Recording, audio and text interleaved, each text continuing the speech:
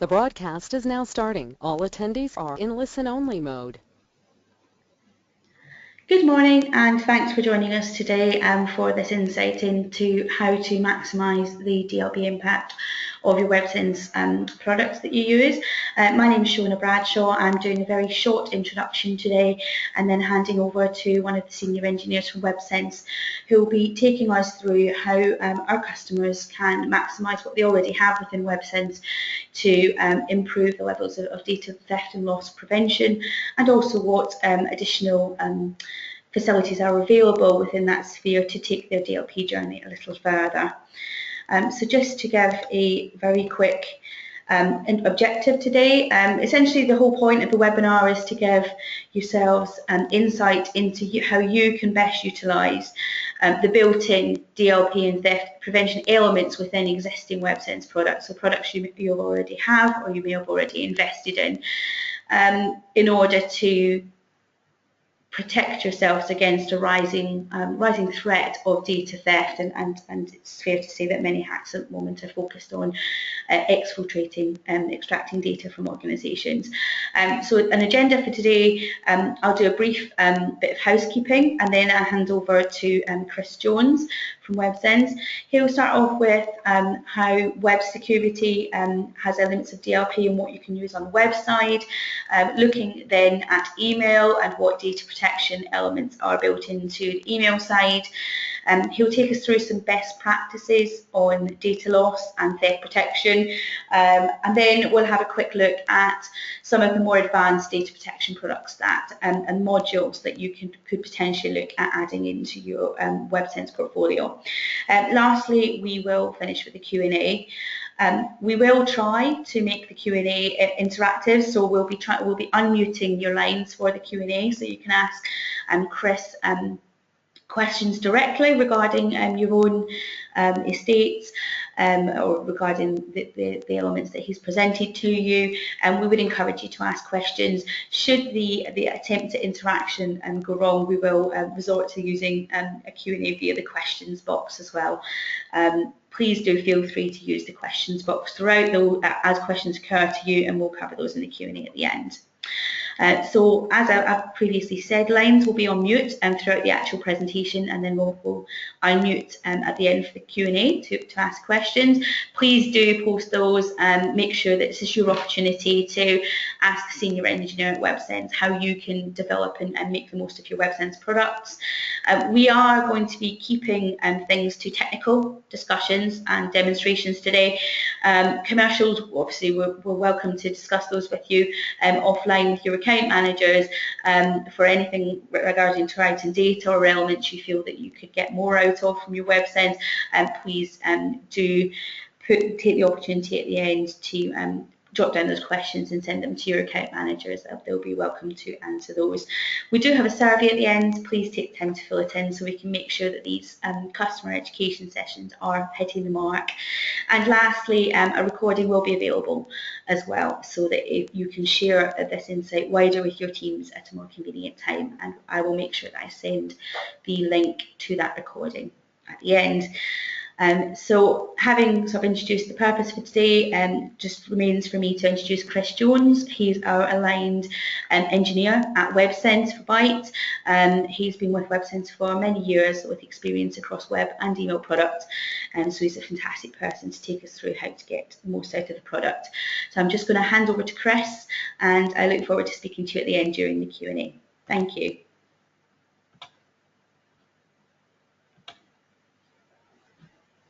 So brilliant, thank you very much for the introduction. As said, I'm Chris Jones, one of the engineers here at Websense. I've been here for 11 years now, so I do have a lot of experience across this, and I'm hoping that some of that's going to be relevant to everyone on the line today. So when we start talking about DLP, I find there's two aspects to it. There's the data theft side, the DTP piece. That has become very, very prominent. It's all over the news. There's countless stories that exist about that. And then on the other side of this, we've got the data loss, which is all about the inside threat. Sometimes it is somebody actively stealing information. More often than not, it's people doing things by accident or not realizing that the data is sensitive or what the actual protocols that need to be followed are. So you actually have two sides of the coin around this data piece. The accidental loss and the intentional theft of that information. And various parts of our products actually will cover these in various different ways. And that's what I want to go through today, so you know what you can do with your existing Websense products related to data that you may not already know, what additionally you could get out of Websense, and everything along those lines. So one thing I wanted to talk about briefly is this whole concept of where we've all come from and where we are now and where we're heading towards. In the past, we had a very specific way of building all of our networks and everything like that, in so far that all of your users were internal, all of your applications and storage and machines were all internal. We had this nice flat DMZ that separated all of your users and data from the rest of the big wide world, and therefore quite easy to put a demarcation line in place for that. You look at where we're going to now, and some of you will be there already, some of you will have elements of this, and some of you will be way past where we are. A lot of your applications and storage is now cloud-based. You take something like Office 365 or Salesforce, certainly your key and critical data is outside of your organization. That DMZ that you had still exists, but half of your information is on the other side.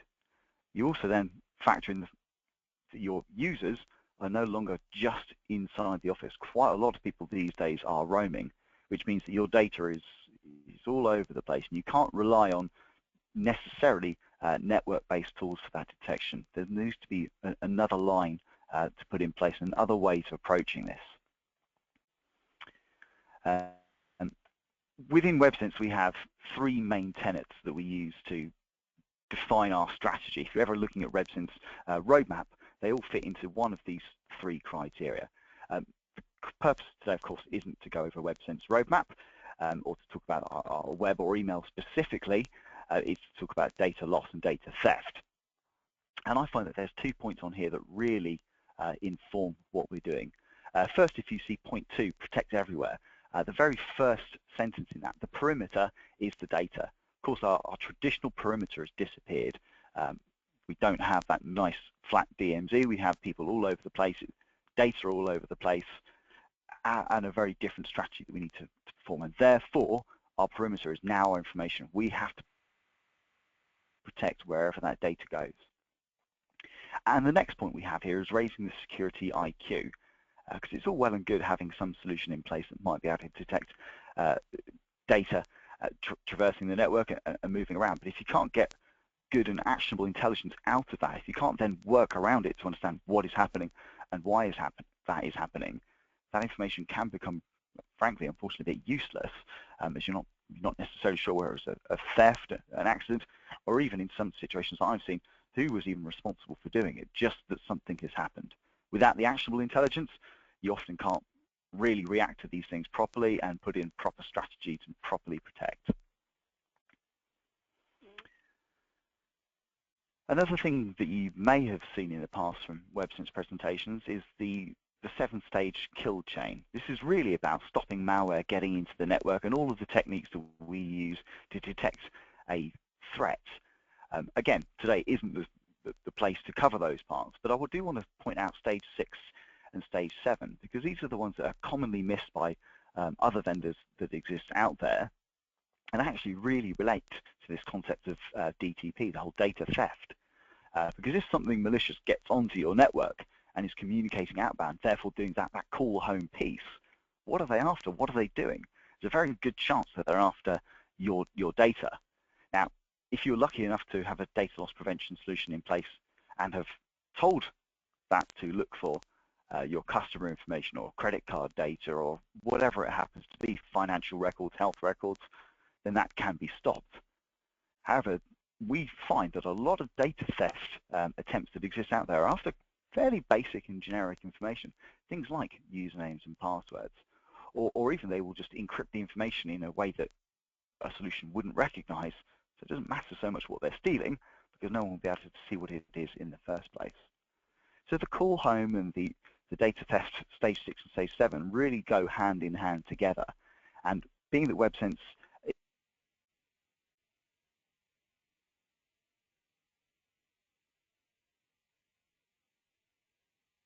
and even our basic gateway solutions are looking at that.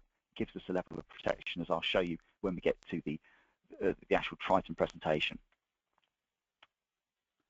So when we're looking at why people go for data loss and data theft prevention, there's often a number of reasons that drive this, and it falls into one of these four categories.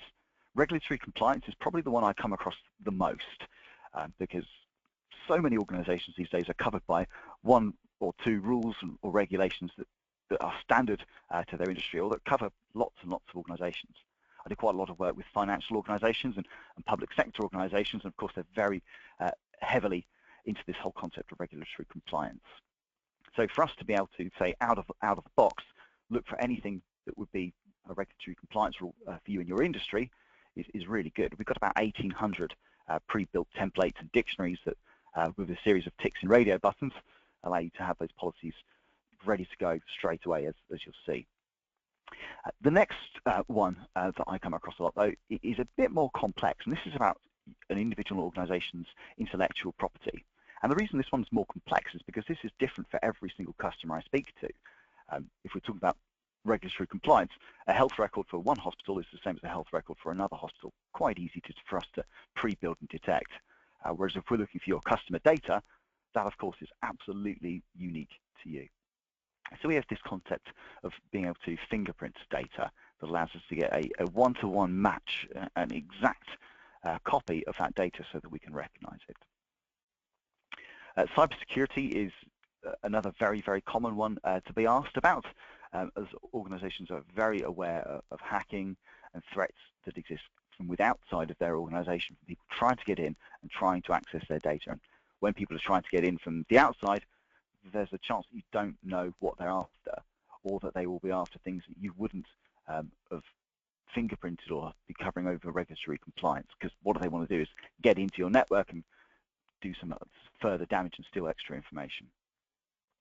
Cybersecurity, of course, is something that Websense takes very seriously. We have a huge amount of resources dedicated to this, and this means that even in our products that don't have data in the title, where you're not placing an order with Websense for data at all, we still have taken a big focus on cybersecurity aspect of it to recognize those data theft attempts.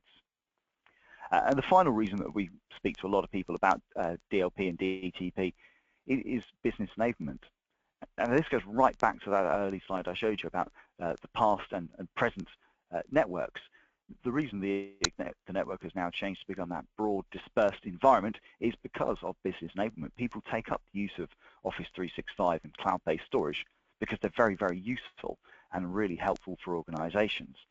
So people are being driven to use these things to change the way that they do business and to change the way that their security strategy should be in place. So therefore, we need to adapt alongside that. So business enablement, of course, is the big, big driver here. Data loss prevention and data theft prevention is what allows you to go forward with that business enablement securely. So I want to talk a little bit about detection technology and how we recognize the information, because I see a lot of conversations around data loss and a lot of vendors that purport to be able to do it on certain areas. Often they can't necessarily do it very well or do it in the way that it is needed. And this is where we get to this concept of basic or DLP light and the actual more precise concepts. So working from the very bottom of this pyramid, keywords, phrases and dictionaries is the most common way to detect information. Plenty of solutions give you the ability to create your own dictionaries. Some of them will even come with pre-built dictionaries within them as well. And phrases and even things such as I am looking for an Excel file, or I am looking for a file over a certain size. Basic file mechanics there. These are okay. They will find what you are looking for, probably, but what they will also do is find anything else that looks vaguely similar. You will get a lot of false positives by working in this way, unless the information is incredibly specific. It's fine if you want to detect any emails that have got the word confidential in the header, but of course if you're just looking for confidential anywhere within a message, that will appear in a lot of places. Of course, most people's signatures will have that term in them. So then you can go to a slightly more accurate way of doing it, regular expressions and other algorithms and techniques that would pick this up. Use those in conjunction with keywords and phrases, you suddenly get a lot more accurate. Rather than looking for any 16-digit number, we could be looking for an actual credit card number using the LUN algorithm that would be able to pick that up. Maybe couple those together so that we're looking for credit card terms as well as a credit card number. Again, makes things more and more accurate. And that's what we're looking at here. The higher up this chain that we go, the more accurate that we are, and the less chance of false positives. In my experience, false positives is the biggest killer of a data loss prevention product and evaluation, because of course it then becomes unmanageable, people don't like using it, and it becomes effectively a waste of time within an organization. So you need to get it right and you need to be accurate. That brings us to the final three parts, the ones that are a lot more accurate and what we can do. So machine learning is a great way of taking large chunks of data that are very, very similar, but that change a lot. I speak with organizations where they have forms and templates that people need to fill in. But of course, half of the data in that is the same every time, half of it different, half of it differs. Of course, you could create keywords and dictionaries to cover that, but there's going to be a lot of the words that are very, very common. So machine learning allows us to take the, say, 50 examples of one of those forms, learn from what is the same, and ignore what is different. So that when we see another new example of that, we can still recognize it. It basically allows us to do context analysis. It's also very good for organizations that do a lot of coding or have a lot of programming and data like that they would be using, because there's going to be similarities and bits of repeated context within it that we can pick up on. Behavioral analytics, these are going to be part of our pre-built templates, but this is along the lines of if we see users sending out their CVs or writing profanities about their organization online, do we want to alert anyone about those? Because that can be an indication that that's an unhappy employee, and unhappy employees, as we all know, are the people who are most likely to steal data. If you're looking for those sorts of things, if you have algorithms that can pick up on those sorts of behavior, it allows you to focus on the target and to really get some good data. And the final one we have on this pyramid is actual fingerprinting. This allows us to take any document, be it SharePoint, CSV, a architectural diagram, could be customer database, could be employee database, could be frankly anything, and to take a one-to-one match of that so that if we see it, we know exactly what it is and can classify it against that. So fingerprinting is really the holy grail of data loss prevention, and it really will cut down on false positives. What I quite often see is a combination of these going together. So actually, saying that keywords, phrases, and dictionaries can cause false positive is absolutely true, but you use those in conjunction with something else at a lower threshold, and that can be really useful. So what I want to do now is move away from the slides and actually take you into the PowerPoint, the Websense TRITON solution. So hopefully you all recognize what we are seeing here. So this is my demo environment. So I've pumped a lot of data in, and I've generated instances to show what we're looking at here, but these are still real instances we're looking at. This is also the full TRITON Enterprise solution. So I appreciate not all of you will be using TRITON Enterprise or even aspects of this, but I wanted to show you what is possible, and I can relate that to all of our product schemes. So with our security detection, we classify lots and lots of websites into different types of threats. And what we're looking at here is the threat dashboard of one of our security gateway or AP web solutions. This isn't our web security or web filter products, but there's still going to be certain parts that can be brought to bear on this. So if we see a user browsing to a site that we think is malicious, first thing we do is break that down into different types of severity, your lows, mediums, highs, and criticals. Now, our web security customers will have access to the highs, mediums, and lows on this. So users going to malicious sites, we will be able to block or detect and monitor whatever they need to do. Our gateway and AP web customers will get access to this top one here, critical threats. Now these are very, very interesting because what this is showing is an outbound connection.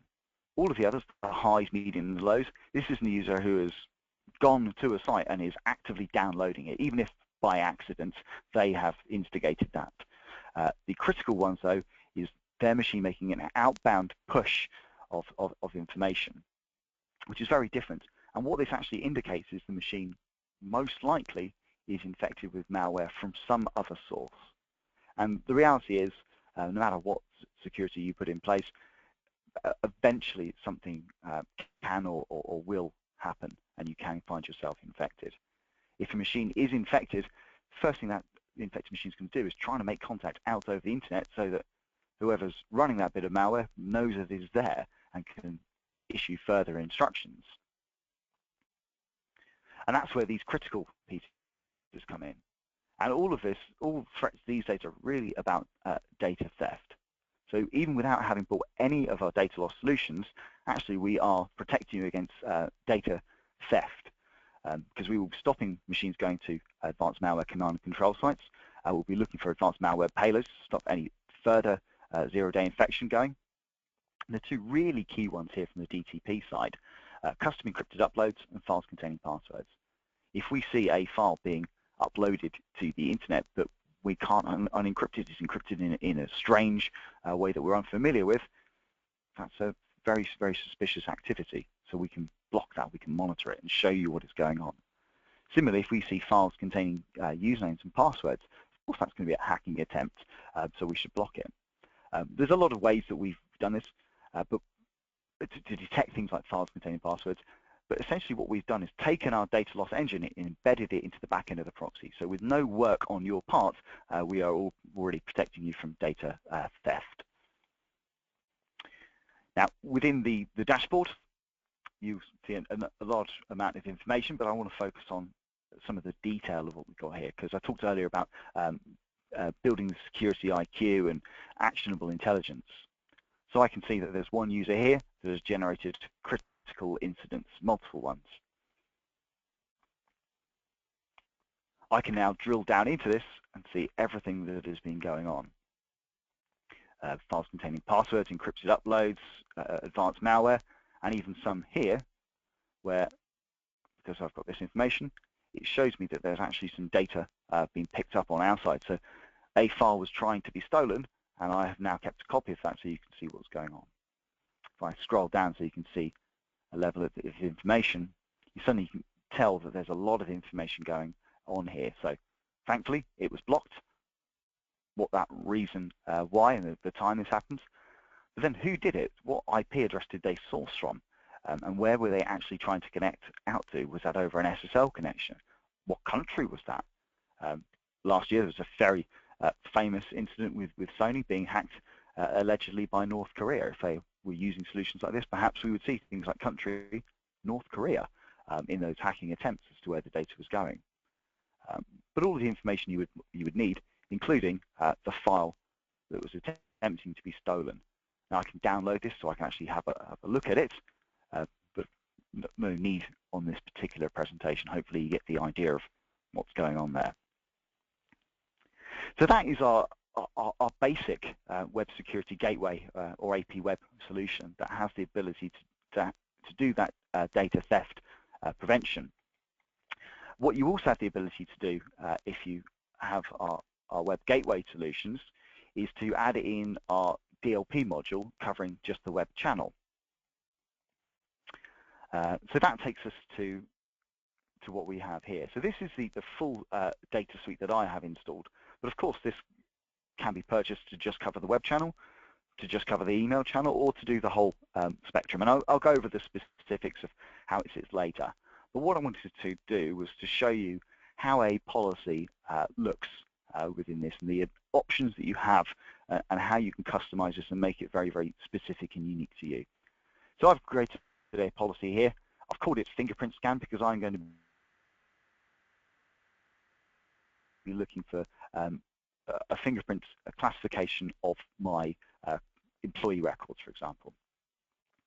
So first thing that we want to define is what are we looking for? And with any data project, this is the key criteria. You want to know what is your core information. What I would suggest is that you say, look for the top 3, 4 things that are critical to your organization that would cause the most pain if they were to get out, and take it from there. If you start small and broaden out from there, you will find it's very easy to do. Of course, if you do too many things at one go, suddenly you've got a lot of work on your hand. So I've told it to look for my sensitive data, which is one of my fingerprints. Now, I can add in additional criteria here. I could, for example, say I want to look for my sensitive data in posts over X size, or in Excel files, or also that have this word from my key dictionary. And I can create different types of logic around that. But I'm going to keep it quite simple now and just look for that sensitive data. We then get to the severity and action. So if I see this data going out, what should I do? Do I want to create an incident every time I see that information, or do I want to count matches? Because it could be that you're talking about customer records here. Your users need to send out a customer record as part of their job. They probably do that 5, 10, 15 times in a day. That can be normal. What you wouldn't expect to see is 10 customer records in a single email or in a single web post, or more than 20 in a day, for example. So accumulating is a great way of covering this, because of course if someone knows that they are allowed to post out single records, and that is fine, they can just do 50, 100, 200 in a day and get around a data loss solution that isn't monitoring for that level. But I can say in a 24-hour period, this is what I'm going to do. When I see one, or the first 5 matches, it's going to be a low-level incident, and I'm going to audit it only. The data is there for me, but I'm going to keep it at a low level, so I only need to refer back to it if it feels of interest. When I see the next threshold hit, so 10 matches, I'm going to keep it as a medium-level incident because it is more interesting. I'm still going to audit it, but I'm also going to generate a notification and send that to the user. So it's a bit of a warning. They know they're being monitored, and bear in mind this is quite a lot. This should be for business reasons. We then reach a third threshold, so go to say 15. Here we are thinking this is a high-level incident. This is certainly of interest. We would want to focus on these, and at this point, we're going to be blocking those attempts. Now, I've picked 3 fairly simple actions there, but that is a very nice strategy to take. If you were building a DLP policy, I would always advise that, say, for the first month, everything is audited only. Having thresholds in place is great because it allows you to see where those splits happen. Over a period of time, once you're comfortable with the policy, once you know the numbers that are being generated, then generating notifications to users or to their managers will help reduce the amount of incidents. So when you're looking at a best practice side of things, this will help get a handle on it and mean that when the policy goes live, you as an IT team or as data managers suddenly aren't inundated with requests and issues. Only once you build the policy and you know what thresholds feel normal, do we start introducing the block to that. Now, of course, I mentioned that those are 3 fairly simple actions. We can create any action that we like. So audits, notifications, blocks, straightforward. Perhaps if it's email, we want to route it via an encryption server. Perhaps we also want to copy somebody else in if we see certain information. Maybe you're using the DLP endpoint, in which case the endpoint itself can bring up a pop-up for the user where they have to enter in the reason why they're sending that information. Maybe we even want to run a specific remediation script if we see that. There's lots of different options. I would suggest that any option that you could think of if I see this information, I want to do X, would be doable within here. So the severity and the action is really where you can build some granularity of what is going. That whole concept of drip DLP, so I can count what has happened over a X period of time, and this threshold of lows, mediums, highs, and doing different actions at different points really, really helps. Getting to the final parts of our policy now, the source. Who does this apply to? most likely it's going to be everyone, but perhaps we want to put an exception for our finance department. They are allowed to send out our finance records. Maybe we've got a different version of the policy for them that is slightly watered down. And then the last part we have is destination. So if you are one of our pure web customers, this would only say web if you bought the DLP module in addition. Because all we'd be doing is out of the box monitoring what goes over the web channel. And by the way, it's about 2 tick boxes and a password to link your Websense proxy in with our DLP solution. It is all built to work with the minimal of fuss. As I said, literally a couple of tick boxes and a password to join those 2 together. If you're using our email solution, just the email tab is available. If you bought the whole data gateway, you get absolutely everything that was in here. So email, web, mobile email, so the ability to say what emails are visible on the active sync channel to a user that's syncing their email, endpoint printers, individual applications, so can people cut, copy, paste, print, screen. Removable media is a very, very common and popular one. And then, of course, what people are moving around within the network on that LAN. And you'll notice that we can also have exceptions within these. So I want to block people putting this information on the web, but I want to allow them to upload it to Salesforce because that is our CRM tool. Now, because this is linked with our web solution and with our email solution, there's a lot of information from one and the other that feeds back. Specifically on web, all of the Websense web categories are visible in here. So you can say, I want to stop people uploading this information to webmail or to bandwidth, network and storage sites, the Dropboxes and the like. And I do find a lot of people go in with that angle. I want to stop what is going up to Dropbox, or I want to monitor what is going there. Of course, we can do that. My advice is to probably look a little bit broader. What is going on to the internet in general? But depending on how you want to work, you can still work it that way. It might be that you want to allow your users to access to webmail, but you want to stop them uploading anything to that, which means they can still check their emails, they can still read things, they just can't send anything from within the organization. And that's quite a nice happy medium between the two. It keeps you at a strong security stance, but it also allows for happy users. And when you're thinking of the triangle of security with business use and security and happy users, you need to be getting the right perspective there. Same with your Dropboxes and similar sites. People can download content from there, but they can't upload anything to it. Again, keeps that security stance that makes people feel that they're getting a usable and workable internet.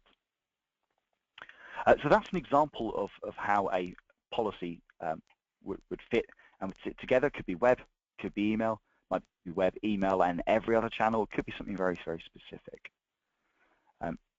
With the email side of things, I want to show you how it looks in here. Again, if you're using one of our email gateway solutions, the DLP is actually included free of charge. It's always in this solution.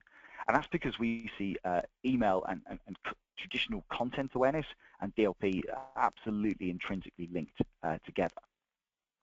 So I don't have masses of mail passing through my email gateway here, but I've generated some content to show. So I can see in my 24-hour business values, we've got 2 outbound messages, both of which have been detected as data loss. So even at the dashboard level, we're starting to see good levels of information, even things like percentages of what our content overall is over that 30-day side of things. If I want to, there's plenty of policies that I can build within the DLP side, and they're automatically linked with the email policies, as I'll show you in a second. But I wanted to show you briefly the logs.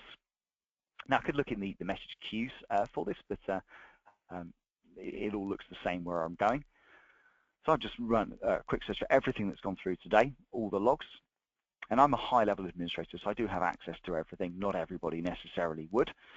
And I can see the message ID, the time and date it's happened, the subject line, who sent it, their IP and where it was going,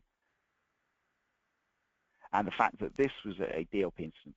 Now, of course, most of your things are going to be based on spam or virus, but this is the DLP incident, so we've got that.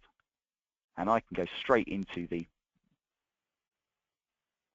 incident details there and really see the real details of exactly what's going on. So I can see that this has breached 4 policies, and I can see the actual files there that were attempting to be stolen and emailed out. If I want to, I can actually preview those or download those. As we saw on the web main gateway, we had a lot of information that we could work on when somebody tried to upload information to a bad website and something was being stolen. Same goes for here. And as I mentioned, it's a case that we've ingrained our DLP engine into the back end of our web solution and our email solution. So you get the same level of data and information to work on as you would if you had our full DLP solution, even if you've only bought just the basic web components. So a lot of information that would allow you to know what was going on, who was doing that, even things like who would their manager be to let this information go to.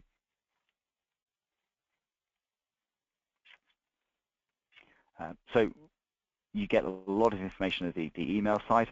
As I mentioned, I've got full admin rights, which is why I've got the ability to view that incident. Not all email admins would have that because, of course, we're now talking about sensitive data. Now, as far as linking data into the policies, that is in by default. So I'm looking at my inbound and outbound policies. You can see that there is a line there for data loss protection already. And that's because it is pre-built into this solution. So once you've created your policies at the data side, they're automatically covering any channel that you have indicated, so the email or the web piece. And this is a big advantage over other point solutions out there that will say we're an email filtering solution and we have an element of data loss, or we're a web solution and we have an element of data loss.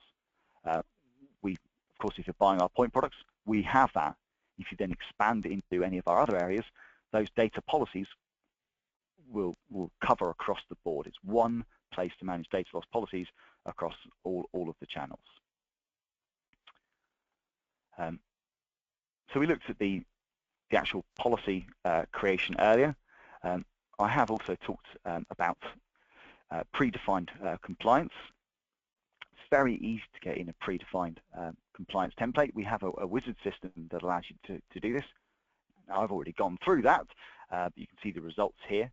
What it allows you to do is specify what industries that you work within and whether you're a public or a private company, and also what regions that you're involved in, because of course different countries and everything will have different rules and regulations to adhere to.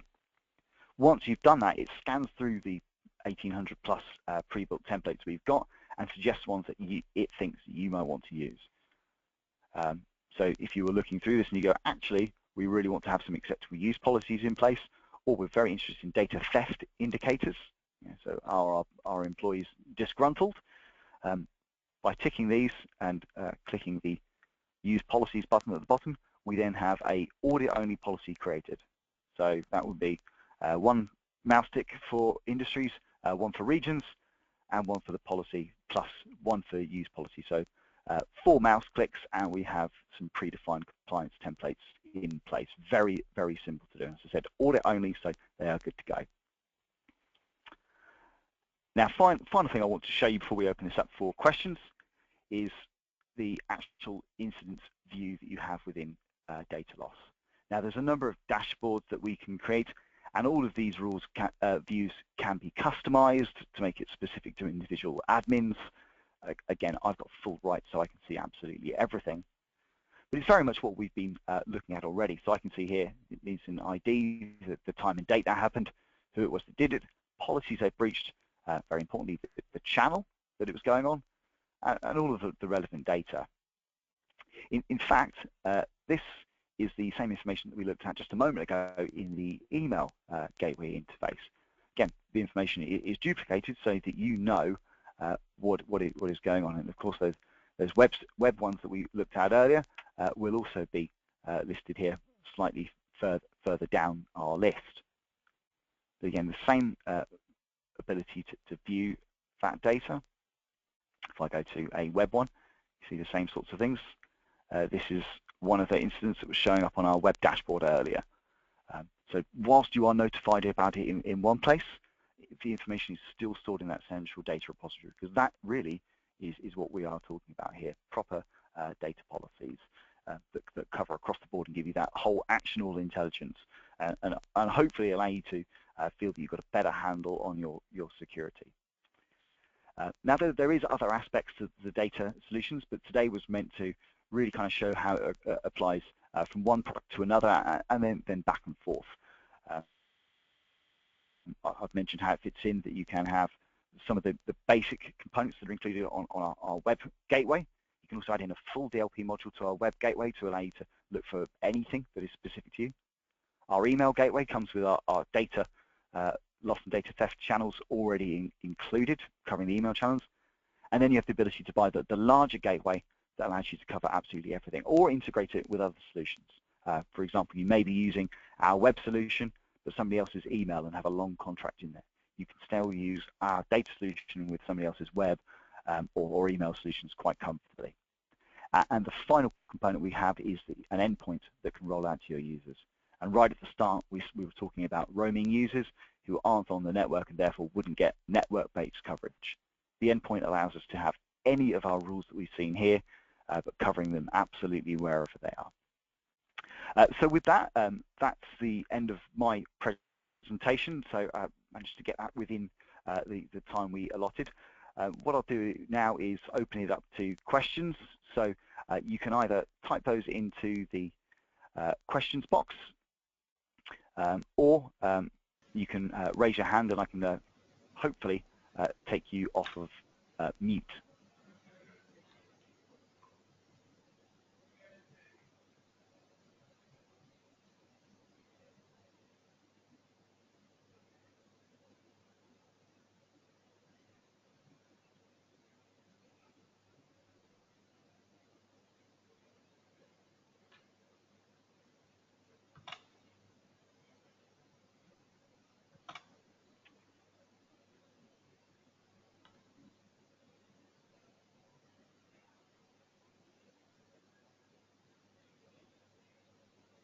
So I've either answered all the questions or we're getting typing. So I'll just give it another minute.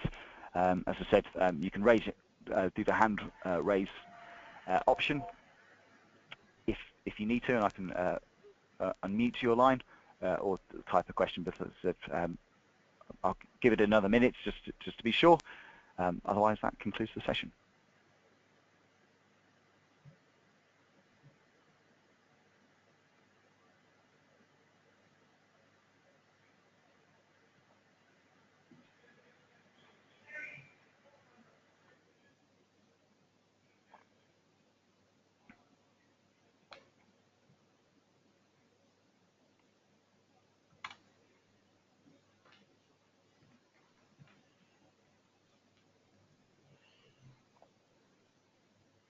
Thanks very much for your input, Chris. It seems that your presentation's covered most of the salient points. I would encourage anyone that's got any questions about commercials or anything, please do contact your account managers. And just a reminder that I will send out the session recording so you can share that with your teams. I do hope that you found today useful, and I just want to thank everyone, including Chris, for taking the time to out of their busy schedules to join us this morning. Just going to close the session now. Thank you very much everyone for joining us. Thanks very much. Goodbye.